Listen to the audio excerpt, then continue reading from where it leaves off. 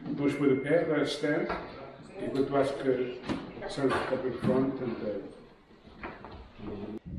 I rejoice when they told me let's go to the house of the Lord. Alegrei-me quando disseram vamos à casa do Senhor. And we rejoice, Lord, because of your great holiness and power.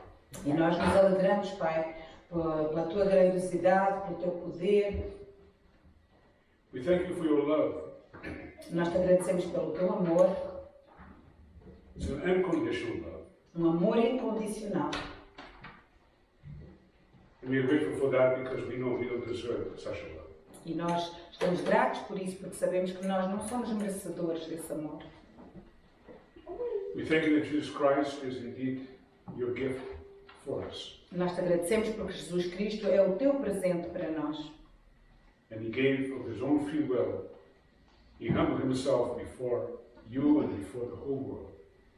And gave his life as a payment for our salvation. E porque ele se humilhou perante ti, perante o mundo inteiro, e de livre vontade deu a sua vida para a nossa salvação. We thank you that you sent your Holy Spirit to be our helper and our guide. Nós te agradecemos porque tu enviaste o teu Santo Espírito para ser o nosso guia e o nosso ajudador. And we thank you that in the midst of all the problems we face, you promise I will never leave you nor forsake you. E te agradecemos porque no meio de todos os problemas que nós enfrentamos, nós sabemos que tu nunca nos deixarás nem nos desampararás. We ask today that you will quiet our hearts. Aquieta os nossos corações, Senhor, So we can listen to your para voice. podermos ouvir a tua voz. And we give you the worship that you deserve. E nós te damos o louvor que te é devido. Heavenly Father, we commit those among who have been touched by the earthquake in Venezuela.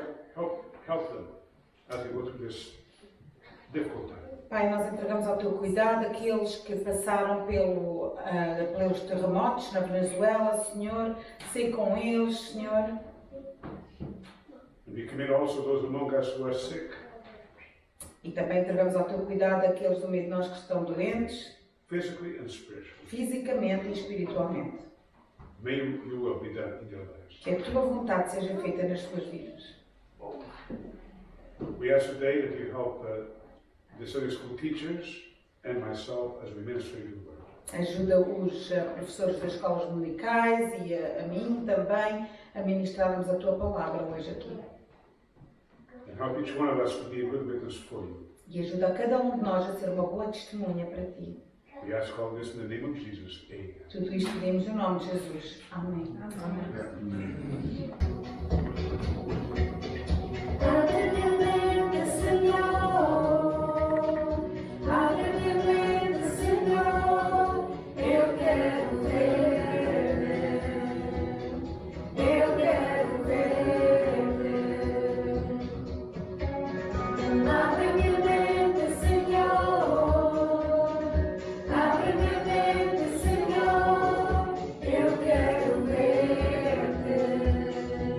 Eu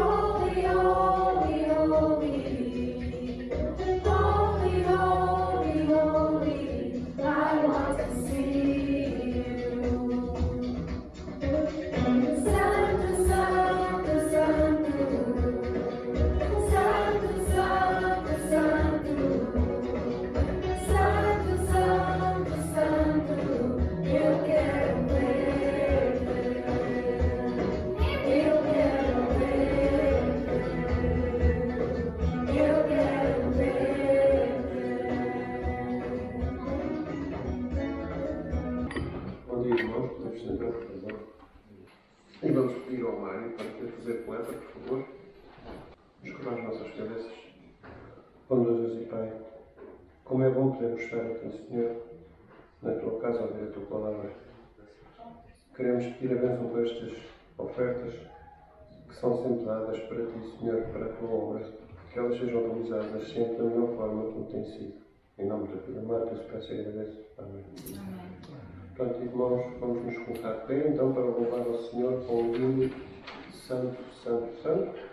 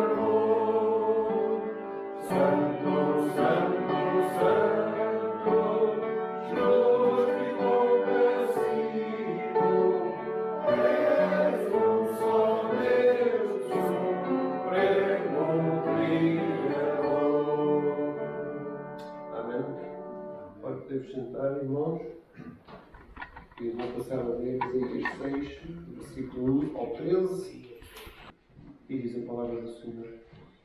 No ano em que morreu o rei Uzias, eu vi ao Senhor, assentado sobre um alto sublime trono, e o seu séquito encheu o templo. Os serafins estavam acima dele, cada um tinha 6 asas, com 2 cobriam os seus rostos, com 2 cobriam os seus pés, e com 2 voavam.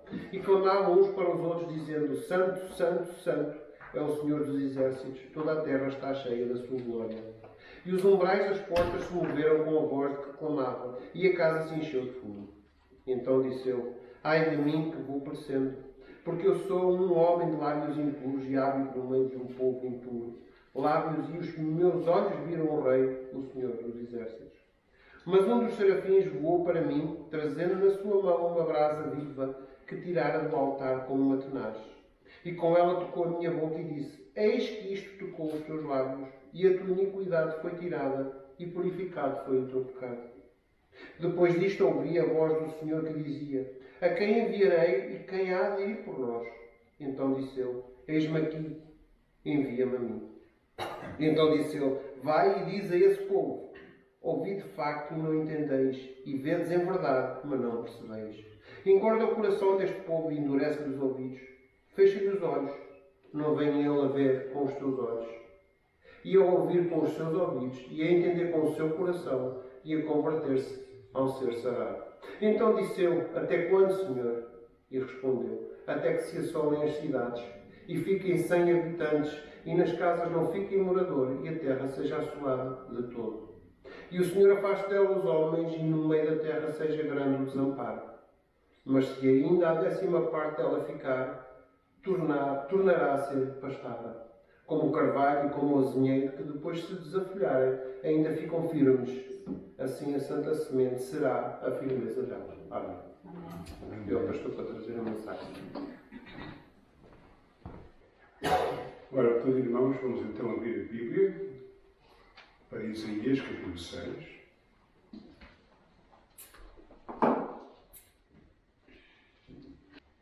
A mensagem de hoje é a chamada de Isaías. Foi o que a gente acabou de ler. Chamada de Isaías. Deus escolhe Isaías para ser o seu servo. E para uma pessoa servir a Deus integralmente, pois nós podemos servir a Deus, mas estou-me referindo à posição de profeta, pastor, missionário. Para a pessoa realmente servir nessas posições, tem que ter uma chamada específica, vinda de Deus. Ao estar nas Sagradas Escrituras, vemos claramente que foi Deus quem escolheu os seus servos para o ministério. Moisés, que escreveu os primeiros 5 livros da Bíblia, foi escolhido por Deus. Ele não escolheu a servir a Deus, foi Deus que o escolheu a ele. Ele nem queria fazer o trabalho que Deus estava-lhe mandado para fazer, para libertar os israelitas da escravidão da terra do Egito. Ele tentou várias vezes dar desculpas que não podia fazer o trabalho, mas Deus disse: tu vais fazer o trabalho. Eu te escolhi e tu vais me ajudar a fazer este trabalho.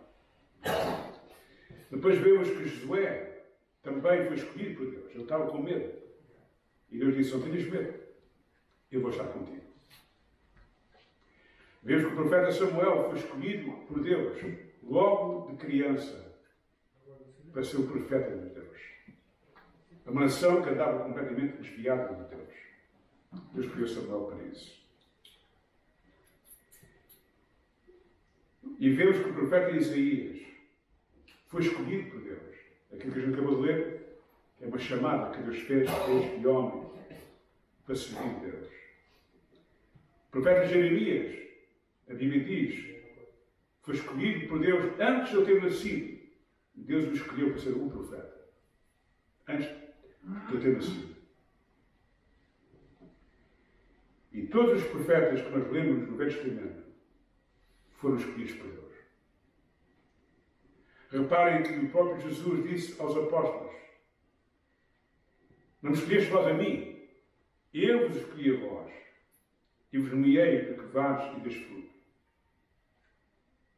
Portanto, eles tiveram aquela posição não porque eles planearam fazer isso, foi Deus que os escolheu. Deus chamou estes homens para servir a Ele. Olhamos para o apóstolo Paulo, um homem que odiava a Igreja de Cristo e odiava a Jesus e não acreditava em Jesus. E pensava que estava fazendo fazer um grande favor a Deus se completamente exterminasse os discípulos de Jesus. E numa das missões em que ele estava planeando porem na prisão os cristãos que estavam na cidade de Damasco, Jesus lhe aparece e diz: Saulo, Saulo, por que me persegues? Quem és tu? Eu sou Jesus.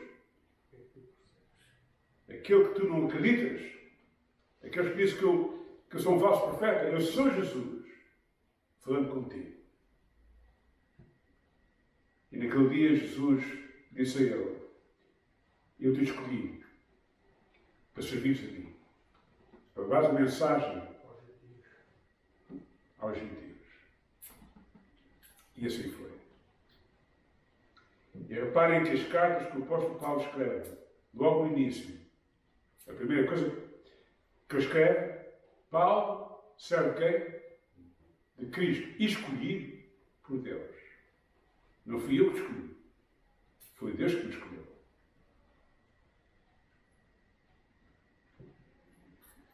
Olha, meus irmãos, aquilo que nós acabamos de ler, no versículo 6, eu tive uma experiência semelhante, não tão alta como esta, mas tive uma visão de Cristo. Eu não conto estas coisas porque não quero que ninguém pense que precisa ter esta visão. Mas foi necessário eu ter aquela visão. Necessário que eu tinha medo. Eu não pensava que eu não podia servir a Deus. Mas Deus mostrou-me, não, eu vou estar contigo. Tu vais me servir.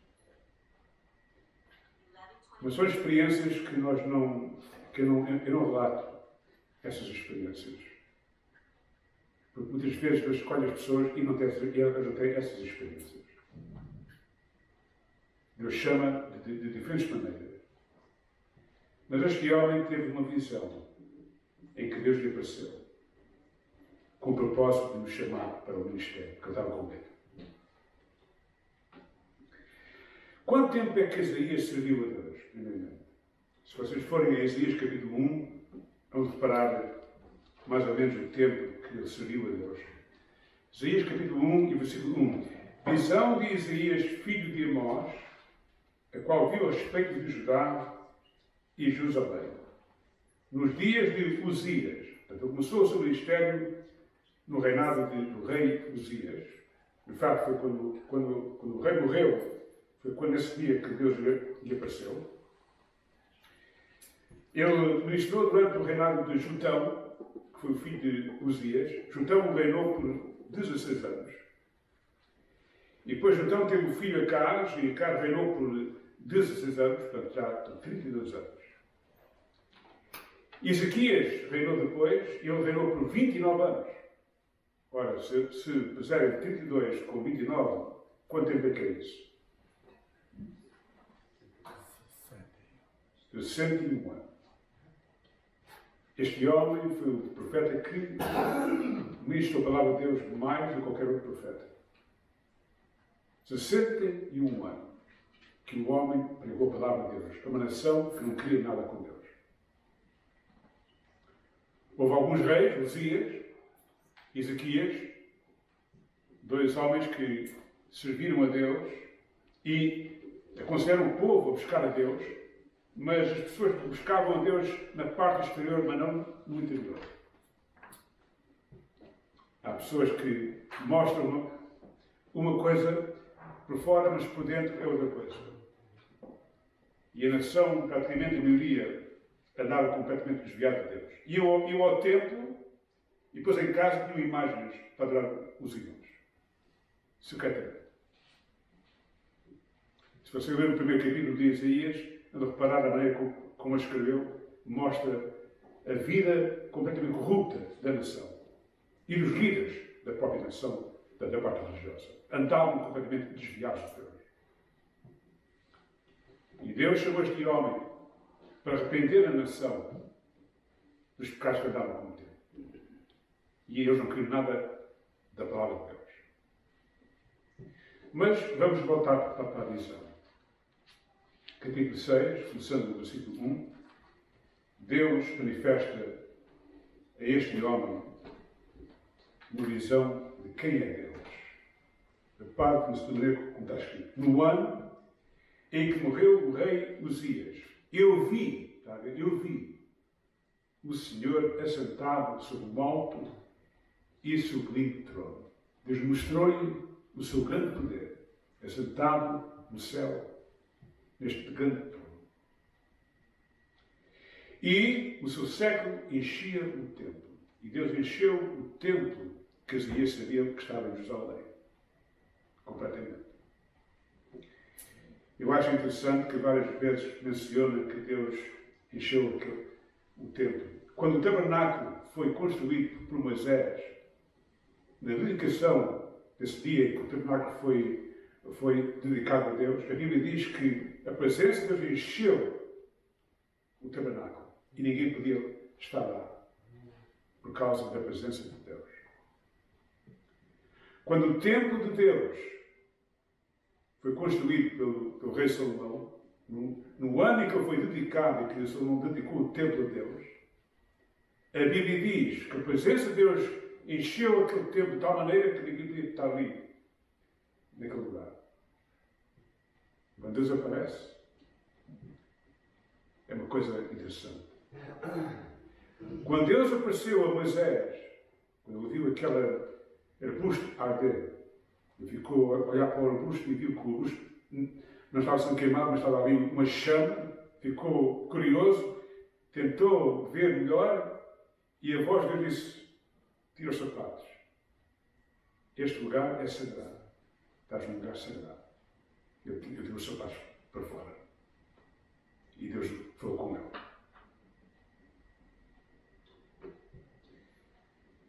Quando Jesus apareceu aos apóstolos de uma maneira gloriosa no monte, em que ele se transfigurou, e completamente a cara dele ficou como se fosse um sol a brilhar de uma maneira extraordinária. O que é que aconteceu aos apóstolos? Os 3 apóstolos caíram no chão, cheios de medo. Isaías, quando viu aquela visão, ficou cheio de medo. O homem ficou chocado quando viu a presença de Deus daquela maneira. Mas lemos aqui que ele viu os serafins. Os serafins estavam em cima dele. Cada um tinha 6 asas, com 2 cobriam os seus rostos, e com 2 cobriam os seus pés, e com 2 voavam.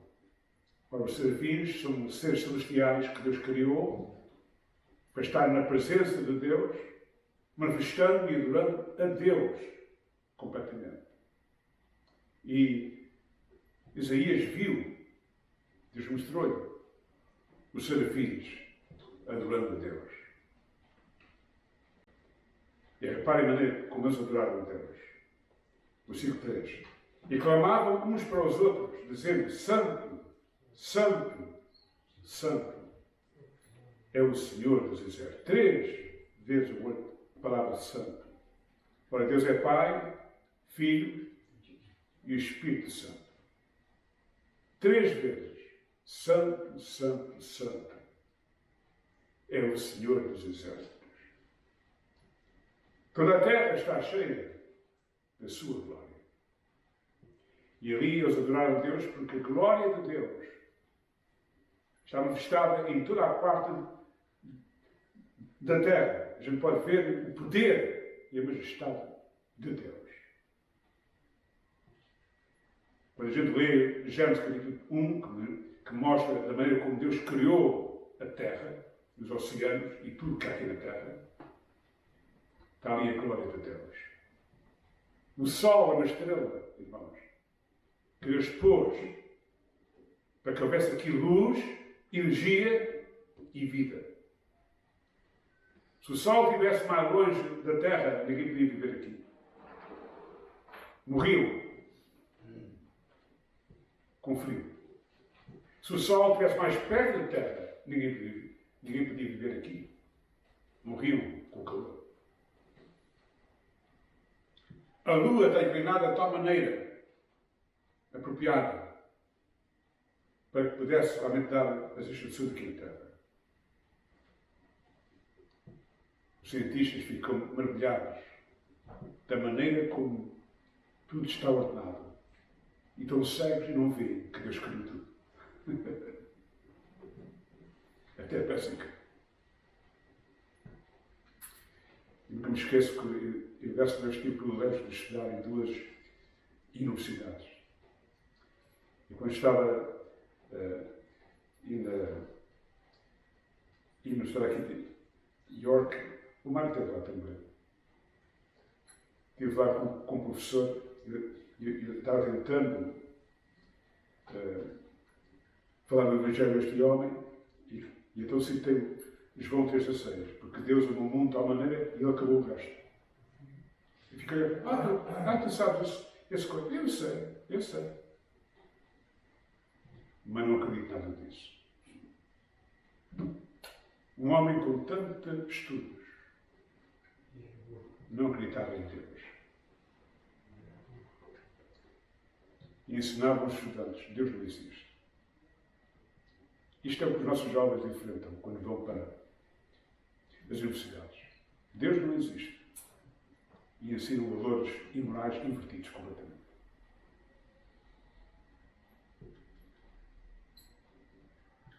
Mas a terra está cheia da glória de Deus. Há cientistas que são cristãos e realmente mostram que Deus tem feito coisas maravilhosas. Em todo lugar, ou seja, no Ártico, na parte do norte, ou sul, ou no Equador, ou na África, na Ásia, Europa, América, as ilhas, não há qualquer lugar. Deus mostra a sua glória em todo lugar. Ninguém tem desculpa dizendo Deus não falou comigo. Deus está falando connosco através da própria natureza. Da sua existência, do seu poder, da sua majestade, da glória, do seu amor e tudo isso. E os anjos estavam louvando a Deus, dizendo que a glória de Deus está em toda a parte da terra, o seu poder. E agora reparem que Isaías também viu outra coisa, versículo 4. E os umbrais das portas se moveram com a voz do que clamava, e a casa se encheu de fogo. A presença de Deus fez tremer o templo. Ele viu o templo a tremer com a presença de Deus. Já repararam que quando Deus apareceu no Monte Sinai, aquele monte tremia, diz a Bíblia. O monte inteiro tremia, só com a presença de Deus. E Deus disse a Moisés, diz ao povo para não chegar perto do monte, senão vão morrer. Isaías viu o poder de Deus, a santidade de Deus, a presença de Deus. E o homem ficou cheio de medo. Ele ficou cheio de medo. Então reparem a reação de Isaías quando viu esta visão. No versículo 5. Então disse eu, ai de mim, que vou perecer. O homem ficou pensando, eu vou morrer hoje? Eu não estou qualificado para estar na presença de Deus. Ele é santo, puro. Quem sou eu? Um homem de pecado. Eu tenho todo o poder. Quem sou eu? Sou nada. E o homem disse, eu hoje vou morrer. Na presença de Deus. E então ele confessou. Ele diz aqui, porque eu sou um homem de lábios impuros. E habito no meio de um povo de impuros lábios. E os meus olhos viram o Rei, o Senhor dos Exércitos. Deus é santo, eu não sou santo. Deus é puro, eu não sou puro. Deus é todo poder, quem sou eu? Eu vi Deus de maneira extraordinária. E o homem confessou, quebrou-se diante de Deus, foi sincero. Eu sou um pecador, não posso estar na presença de Deus desta maneira. Mas sabe que Deus resolveu o problema dele? Quando Deus é uma pessoa a ser sincera, arrependida, verdadeiramente, irmãos, Deus fica contente. Em Provérbios capítulo 28, versículo 13, diz assim, o que encobre as suas transgressões nunca prosperará. Mas o que confessa e deixa alcançará a misericórdia. Aquela alma estava como santo de Deus. Eu sou um pecador. Ai de mim. Eu não estou qualificado para estar diante de Deus. E ficou cheio de medo.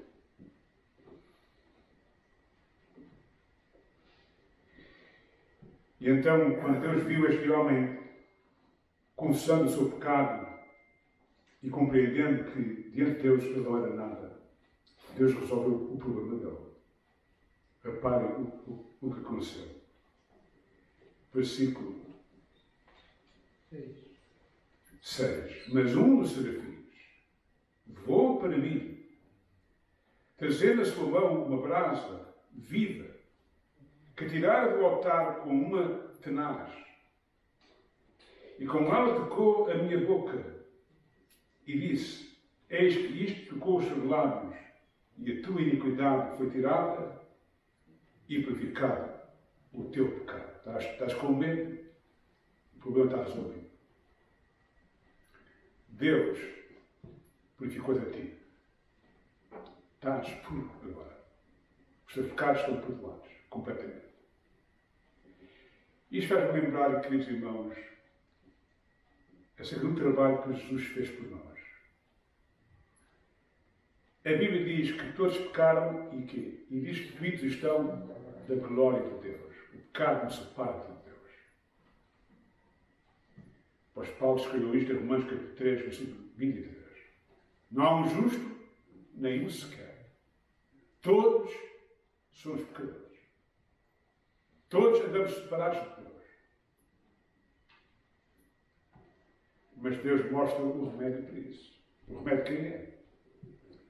É o Senhor Jesus. Então ele escreveu que, segundo a graça de Deus, Ele nos remiu os nossos pecados.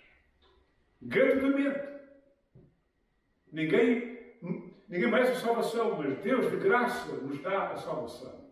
Porquê? Porque o próprio Senhor Jesus, com a sua própria vida, pagou pelos nossos pecados.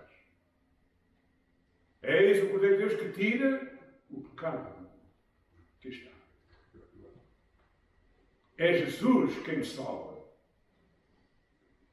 Este homem, Isaías, estava cheio de medo e o anjo de Deus tocou nele e disse: estás purificado. Os teus pecados estão perdoados. Estás limpo agora. E quando Deus vê uma pessoa sincera, arrependida, quebrada, Deus mostra misericórdia e revela a ele e a ela: Jesus, meu filho, tem o poder para te salvar a ti dos teus pecados. Lembra-se quando Nicodemos veio ter com Jesus e queria saber o caminho da salvação, um homem que ensinava a Bíblia e que não sabia o caminho da salvação. Eu acho isso interessante. Um homem respeitado das pessoas. Um homem que orava a Deus continuamente e não estava salvo. Mas ouviu Jesus e Deus falou com ele. Ele sabe o caminho da salvação. Vai ter com ele.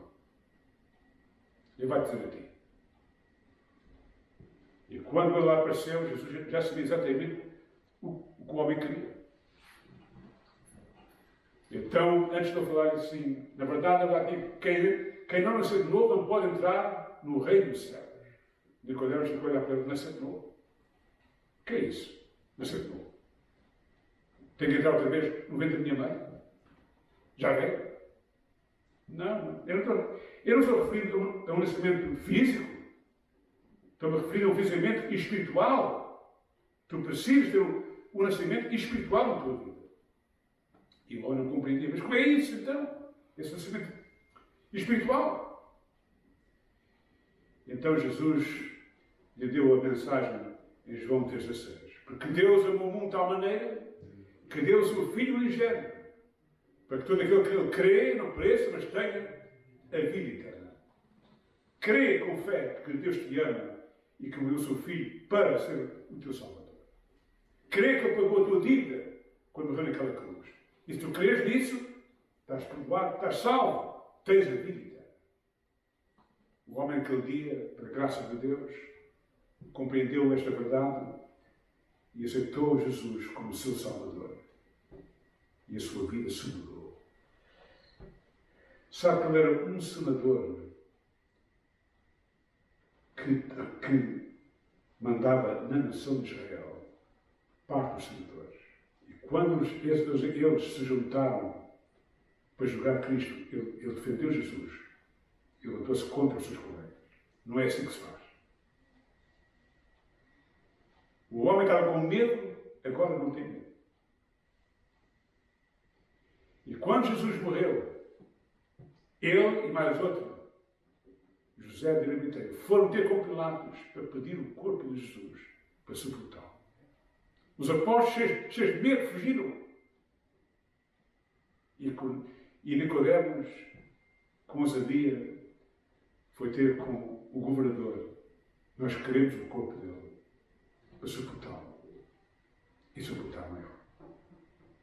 Um homem a quem Deus o converteu.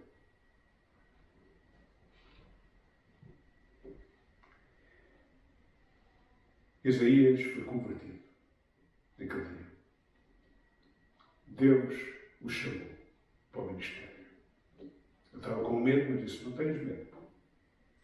Eu sei que és um pecador, mas os teus pecados estão perdoados. Estás limpo. Agora estás preparado. E para servir a Deus, irmãos, a pessoa tem que nascer de novo primeiramente. E espiritualmente. A pessoa tem que aceitar Jesus como seu Salvador. Para poder pregar aos outros o caminho de salvação. A pessoa tem que viver uma vida que mostra que é um discípulo de Cristo. Para poder falar de Cristo às pessoas.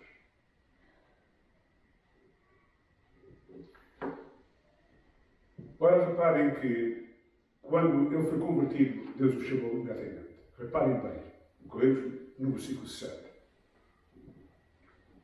E com alta com a minha boca, e disse, eis aqui, tocou os seus lábios, a tua iniquidade foi tirada, e purificado o teu pecado. E depois disto, ouvi a voz de quem?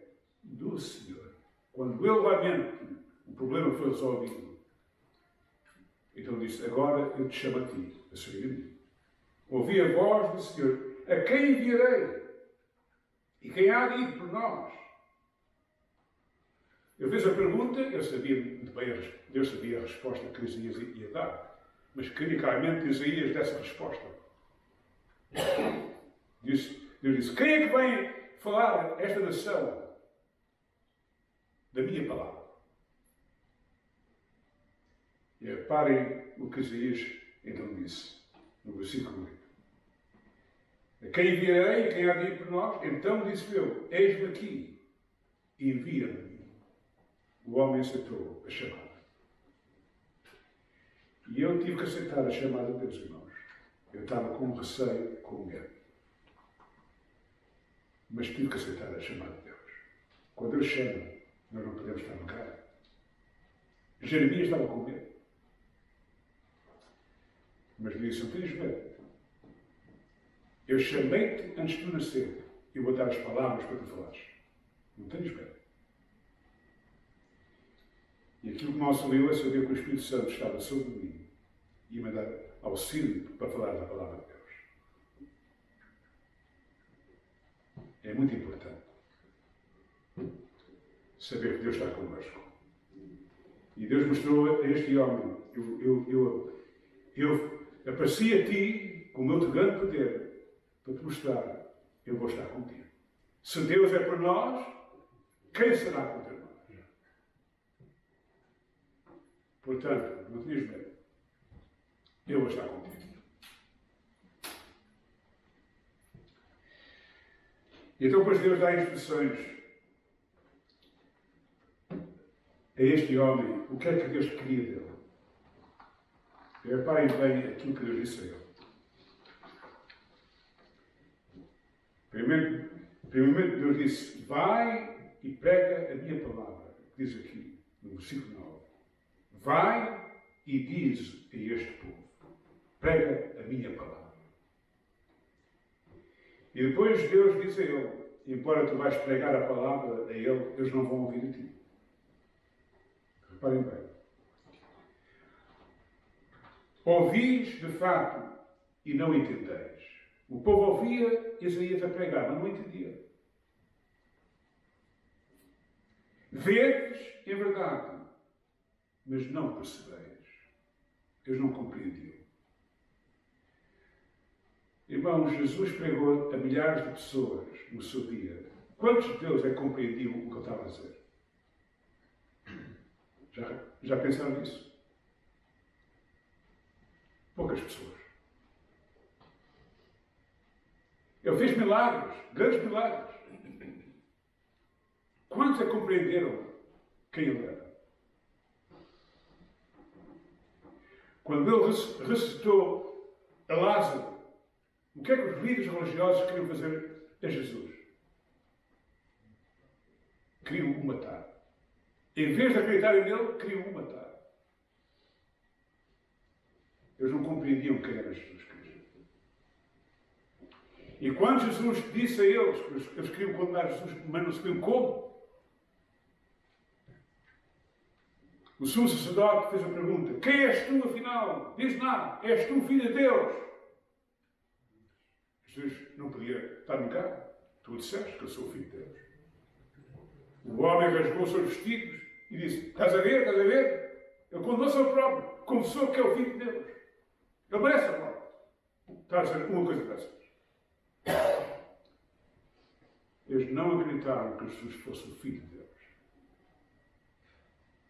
E quando Jesus estava na cruz, estavam a rir-se e zombando dele. Se tu és o filho de Deus, mostra a nós. Somente és esse filho de Deus. Salva essa cruz. Salva a ti e os outros. Vá, mostra a nós agora. Ora, irmãos, Jesus estava ali com o propósito de morrer por eles e por nós. Ele não podia sair daquela cruz. Mas os homens não queriam. Não entendiam. Estavam cegos, completamente. A nação estava cega completamente. E não compreendia quem era Cristo Jesus. E Jesus disse, orou ao seu Pai: Pai, perdoa-lhes, porque não sabem o que fazem. Eles não entendem. Eles estão fazendo coisas que nem compreendem o que estão fazendo. Zombando de mim, não saber o que eu usava. E estou aqui a morrer por salvar. Eles não compreendem.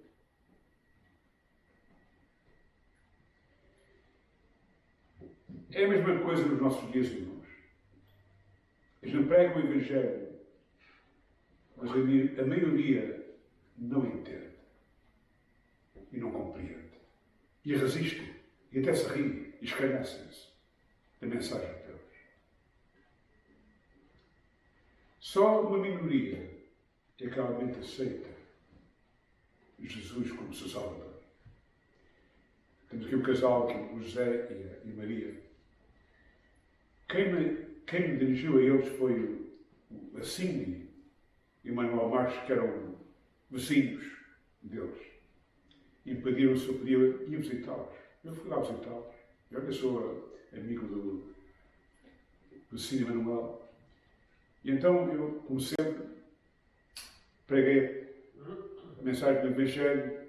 E naquele dia o José ouviu a mensagem e disse: isso é verdade. E aceitou. A Maria foi diferente. A Maria, como uma senhora, está claro, levou muito tempo até ela compreender que Jesus era o seu Salvador.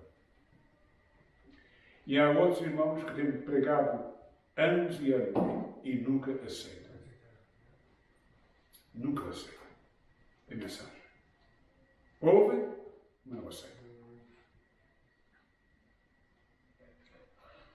A nação inteira, irmãos, a maioria das pessoas rejeitaram a mensagem de Isaías. Imagina um homem pregando a palavra de Deus e eles iam para casa rindo-se, zombando dele. E Deus disse: eu vou fazer isso a ti. Vais pregar a minha palavra e eles vão-se rejeitar a ti. Mas faz aquilo que eu te mando. Jeremias, outro profeta que pregou por muitos anos, amava aquela nação, chorou por ela, orou por ela, e a maioria o rejeitou completamente.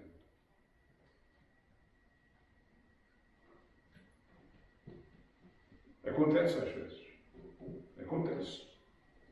A gente está pregando e as pessoas estão-se rindo e desprezam a palavra de Deus.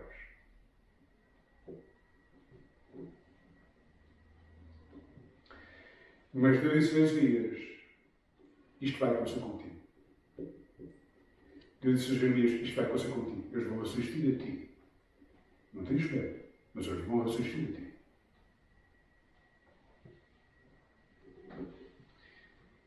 E então Deus continua dizendo a ele, no versículo 9: vai e diz a este povo: ouvis de fato e não entendeis, e vês em verdade, mas não percebeis. Engorda o coração deste povo e prega a minha palavra a eles, engorda a eles. E endurece os ouvidos, eles vão ficar endurecidos e vão resistir à mensagem. E feche os olhos. Não venha ele a ver com os seus olhos e a ouvir com os seus ouvidos e a entender com o seu coração e a converter-se e a ser sarado. Eles não vão querer aceitar a tua mensagem. A minha mensagem. Porque assim está falando a palavra de Deus. Então disse eu, até quando? Senhor, até quando queres que eu pregue esta palavra? Até que permites que este povo ande te rejeitando a ti? Quanto tempo é que isto vai durar? E reparem a mensagem que Deus disse a Isaías. Ele respondeu, até que se assolem as cidades e fiquem sem habitantes, e nas casas não fique morador, e a terra seja assolada de todo. E o Senhor afaste dela os homens, e no meio da terra seja grande o desamparo. E Deus dá aqui uma profecia a Isaías: eu vou castigar esta nação completamente.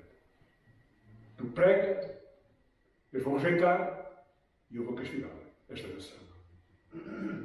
E eu vou destruir a cidade de Jerusalém completamente. O templo vai ser destruído também. As pessoas vão ficar sem nada. E vão ser levadas fora desta terra. Por causa de rejeitarem a mensagem de Deus. Ora, meus irmãos, é interessante que Isaías falou várias profecias. Primeiramente, ele falou profecias acerca da vinda de Cristo. Da primeira vinda de Cristo. Do seu nascimento, da sua morte, da sua ressurreição. Isaías capítulo 63 é uma profecia fantástica que fala da vinda de Cristo. Isaías falou profecias acerca da segunda vinda de Cristo. Da segunda vinda de Cristo. Que Jesus vai voltar a segunda vez e vai reinar eternamente na cidade de Jerusalém. Isto está para se cumprir. Isaías falou de profecias em que havia de usar a Assíria e a Babilónia para castigar a nação de Israel da parte do norte e a nação de Judá da parte do sul. Isaías falou disso, Jeremias também, Ezequiel a mesma coisa. E sabe que as profecias que Isaías falou acerca de Deus castigar esta nação completamente aconteceram 100 anos depois. Naquele tempo, quando Isaías estava ministrando a palavra de Deus, a Assíria era a nação mais poderosa do mundo antigo. E a gente lê mesmo no livro de Isaías, um rei da Assíria blasfemando, dizendo, eu vou destruir a Jerusalém. Deus disse, não vais destruir, eu não vou permitir isso. Mas Deus prometeu, a Babilónia vai ser usada por mim para castigar a nação de Judá. E isso aconteceu. Não foi no tempo de Isaías, foi 100 anos depois. A Assíria foi conquistada pela Babilónia no ano 612 a.C. E Jerusalém foi destruída no ano 586 a.C. Tudo o que o profeta Isaías falou, está aqui escrito, foi cumprido. Deus cumpriu a sua palavra. E Deus disse, prega e prega fielmente. Eles vão resistir à mensagem, mas não te importas. Prega para eles. Para que ninguém tenha desculpa. E diga, ninguém me disse nada. Tu prega para eles. E vão ser castigados. E aconteceu. Meus irmãos, a mensagem de Jesus que disse a Nicodemos, para nós é maravilhosa. Mas nessa mensagem, Deus está falando ao mundo inteiro. Reparem bem. Porque Deus amou o mundo de tal maneira que deu o seu Filho unigênito para todo aquele que nele crê, não pereça. Essa palavra não pereça significa que não vai ser castigado. Mas quem não crê, irmãos, vai ser castigado. Está a ver? Não pereça, mas tenha a vida eterna. Só uma minoria é que crê, mas a maioria não crê. Apartai-vos de malditos para o lago do fogo, onde o diabo e os seus anjos estarão. A maioria vai estar nesse lugar. As palavras de Jesus. Mas será que as pessoas realmente compreendem e creem que Deus vai fazer um castigo enorme sobre o mundo inteiro? Não aceitam.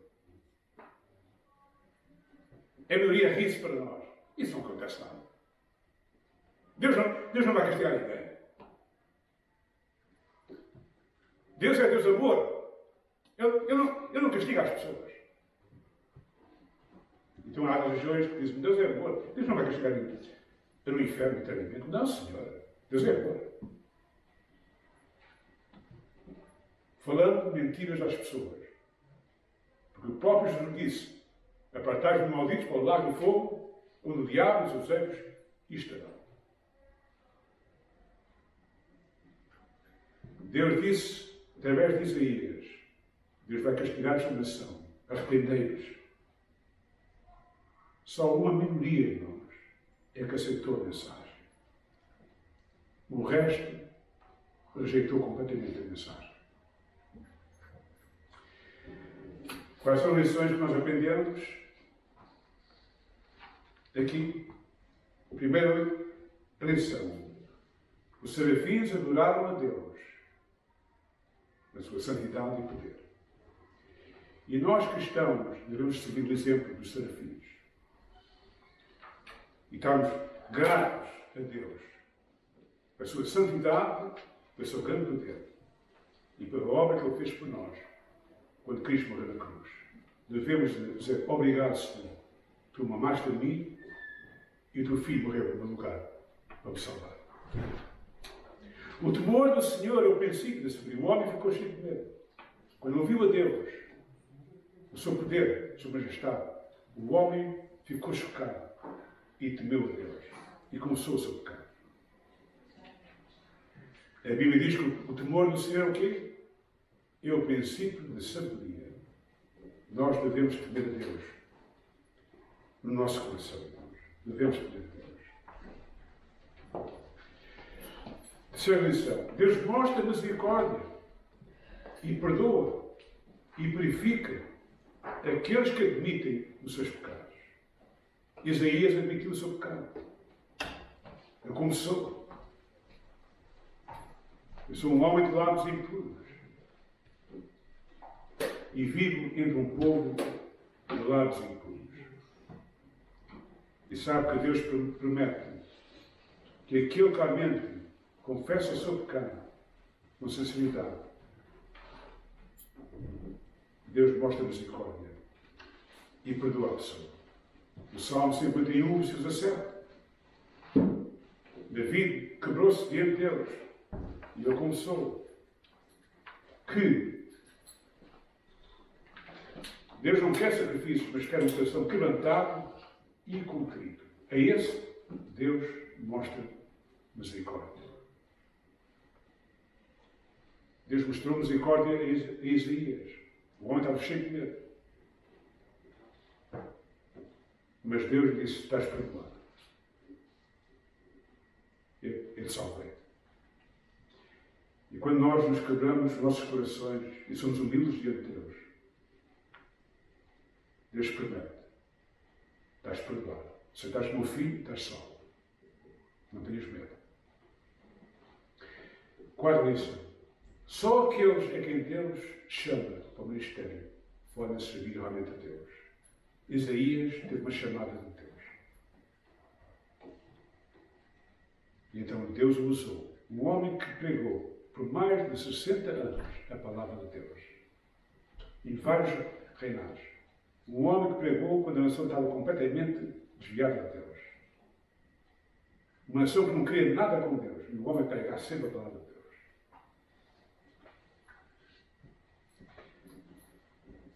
Quinta lição. Deus é fiel e cumpre as suas promessas. Todas as profecias que Isaías falou, que estão escritas aqui, já foram cumpridas e vão ser cumpridas. A vinda de Cristo foi cumprida, a primeira vinda de Cristo, tal e qual como Isaías falou. Os castigos que Deus prometeu levantar sobre a nação de Judá e de Israel, cumpriu-se. As nações se levantaram contra Israel, Deus as castigou conforme disse que ia castigar. O facto que Deus prometeu que havia de ressuscitar a nação de Israel e trazê-la outra vez para trás, para a terra da Palestina, cumpriu-se nos nossos dias, irmãos. Nos nossos dias. Tudo aquilo que Isaías falou, cumpriu-se, exatamente. Nada falhou. Eles rejeitaram. Riram-se dele. Mas Deus cumpriu tudo. Estava escrito. E Deus vai cumprir também o resto das profecias que Isaías falou, da segunda vinda de Cristo e da restauração completa de Israel. Romanos capítulo 11 fala, nos últimos tempos, a nação de Israel, a maioria vai se levantar-se para Jesus. E isso é tal. Estava escrito, Romanos capítulo 11. E vai ser cumprido. Vai ser cumprido. A última lição. É muito importante que a pessoa que é chamada por Deus o faça com amor, com gratidão e fielmente. Isaías foi um homem que serviu a Deus fielmente até ao fim. Embora as pessoas não queriam nada com ele, zombaram dele, o rejeitaram completamente, mas o homem foi fiel até ao fim e pregou a palavra de Deus. Muitos de vós estão aqui que conheceram o pastor Mateus, um homem que serviu a Deus até ao fim. A esposa dele serviu a Deus até ao fim. Que Deus me ajude a servir a Deus até ao fim. Ser fiel. Muito bem. É a mensagem de hoje. Vamos então terminar cantando um hino. Primeiramente, minha esposa vai tocar. A Natália vai ir à frente. A Maria não está aqui.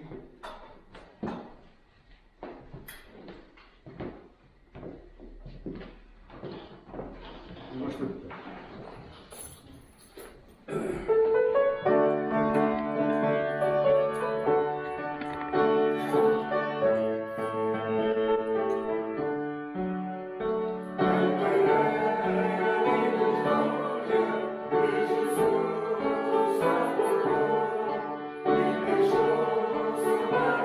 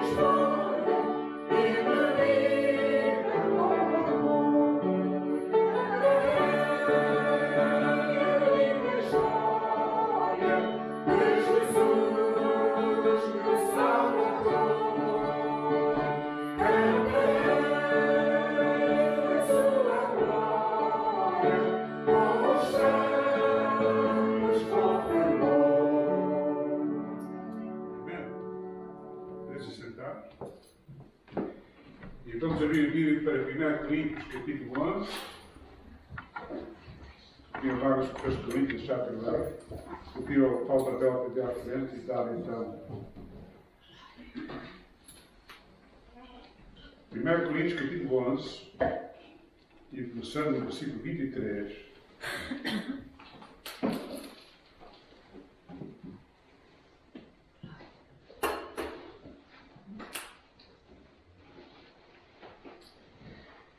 Porque eu recebi do Senhor também vos ensinei. O Senhor Jesus, na noite em que foi traído, tomou o pão. E tendo dado graças, o partiu e disse: Tomai e comei, isto é o meu corpo, que é partido por vós, fazei isto em memória de mim. Semelhantemente também, depois de cear, tomou o cálice, dizendo: Este cálice é o novo testamento no meu sangue. Fazei isto todas as vezes que beberdes em memória de mim. Por todas as vezes que comerdes este pão e beberdes este cálice, anunciais a morte do Senhor até que venha. Portanto, qualquer que comer este pão ou beber o cálice do Senhor indignamente, será culpado do corpo e do sangue do Senhor. Examine-se, pois, o homem a si mesmo. E se come este pão e bebe deste cálice, porque come e bebe indignamente, come e bebe para a sua própria condenação, não discernindo o corpo do Senhor. Por causa disto, há entre vós muitos fracos e doentes, e muitos que dormem. Porque se nós nos julgássemos a nós mesmos, não seríamos julgados. Mas quando somos julgados, somos repreendidos pelo Senhor, para não sermos condenados como o mundo. Portanto, meus irmãos, quando vos juntais para comer, esperai uns pelos outros. Deus abençoe a sua palavra. Para o Senhor Jesus, nos deu dois rituais para cumprir. O primeiro ritual é o batismo. O batismo é para aqueles que já aceitaram Jesus como seu Salvador. É um testemunho público que nós estamos dando a Deus, da nossa fé em Cristo. E o outro ritual é a Santa Ceia, que nós hoje vamos tomar. A Santa Ceia foi instituída depois de Jesus ter celebrado a Páscoa dos judeus com os seus apóstolos. E então, no fim de ter celebrado a Páscoa dos judeus, instituiu uma nova ritual, que é a Santa Ceia, que é semelhante também, em muitos aspectos, à Páscoa dos judeus, mas de uma diferente situação. A Páscoa dos judeus é para ser celebrada pelos judeus, para ter memória que Deus os libertou da escravidão da terra do Egito e que Deus os protegeu e os auxiliou. Isso é só para a nação dos judeus, que ainda hoje é celebrada pelos judeus, como Deus ordenou para ser completamente eternamente. Mas para nós, tanto para judeus como para gentios, a Santa Ceia é um bocadinho diferente. É para celebrar que Deus nos libertou da escravidão do pecado e do poder do diabo. E não é sangue de cordeiros, é o sangue do próprio Senhor Jesus Cristo. Então o pão representa o corpo do Senhor Jesus Cristo, foi castigado em nosso lugar. Nós devemos ser castigados, mas Cristo foi castigado em nosso lugar. E o seu corpo, em muitas maneiras, recebeu o castigo que nós merecíamos. E Jesus levou a ira de Deus caiu sobre o seu Filho. O cálice representa o sangue de Jesus no Novo Testamento, que ele estabeleceu connosco, o conceito da graça. Quem é que está qualificado para celebrar a Santa Ceia? É a pessoa que tem fé. Que a sua salvação não depende das suas obras, mas depende unicamente da obra que o Senhor Jesus fez por nós naquela cruz. É Ele que nos salva. Também, reparem, que aqui lemos, cada um examine-se a si mesmo. Está a falar aos cristãos, não é aos internos, é a nós cristãos. Cada cristão, antes de tomar a Santa Ceia, deve-se examinar a si mesmo e perguntar: será que há coisa na minha vida que Deus não está contente comigo? Em contente, normalmente, me confessar e pedir perdão. Não para a salvação, mas para a minha relação com Deus. E se realmente na sua vida você sabe que há coisas que está acontecendo na sua vida que mostram que Deus não está contente consigo, vamos hoje tomar tempo, cada um de nós, para fecharmos os nossos olhos, examinar a nossa vida e pedir perdão a Deus. Vamos fechar o nosso tesouro. Para o nosso Pai Celestial, obrigado pela promessa. Se confessarmos os nossos pecados, Ele é fiel e justo para perdoar os nossos pecados e nos purificar de toda a injustiça. E nós confessamos, temos em conta de nós e perdoa os nossos pecados. Em nome de Jesus. Amém. Amém. Portanto, vamos então tomar a Santa Ceia. E antes de tomar o pão, vou pedir então ao nosso irmão José Costa para pedir a bênção sobre o pão. Senhor Deus e Pai, estamos gratos por estar aqui, a Tua Palavra, os Teus ensinamentos. E eu agora te peço, Senhor, que venhas a nós e que limpes toda a impureza que existe no nosso coração. Limpa as nossas mentes, faz de nós verdadeiros filhos Teus, para que assim possamos ser dignos de celebrar este evento, Senhor, lembrando de tudo aquilo que Teu Filho fez por nós. Sei com todos aqueles que estão em dificuldade. Ajuda-os, Tu sabes todas as coisas. Que a Tua mão esteja sobre nós, ajuda-nos em tudo aquilo que nós precisamos. E se ainda há aqui alguém que não tem esta consciência e que não tem esta certeza, abre, Senhor, o seu coração e a sua mente, para que possa entender a Tua mensagem e com a Tua ajuda vir a Ti e também como nós participar deste evento. É no nome do Teu Filho que eu te peço e agradeço. Amém. Amém. Eu vou dizer as duas línguas, mas nós podemos tomar. Aceito both languages, you all can partake. Our Lord Jesus Christ took the bread and said, "This bread is my body, which is broken for you. Do this in remembrance of me." O Senhor Jesus tomou o pão e disse: "Este pão do meu corpo, que é partido por vós. Fazei isto em memória de mim."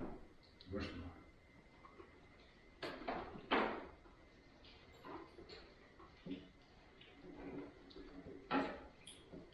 We've asked Mary Vince to ask God blessing for the car.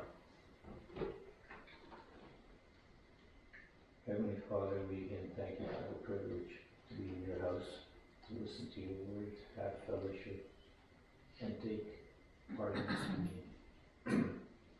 But more importantly, Heavenly Father, we thank you for what you did for us, for sending your Son, Jesus Christ, to die on that cross for us, to shed his blood for the atonement of our sins.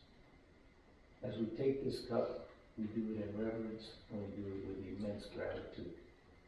We can never thank you enough for the sacrifice and what you did for us in your unconditional love. And we ask, Heavenly Father, each one of us, that as we leave here, we always keep you as our first love, knowing every day what you've done for us. All this we ask in your precious name. Amen.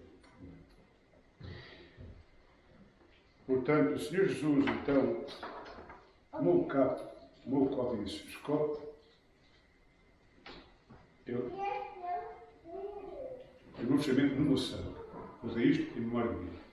Our Lord Jesus Christ took the cup and said, "This cup is the New Testament in my blood. Do this in remembrance of me." Let's partake.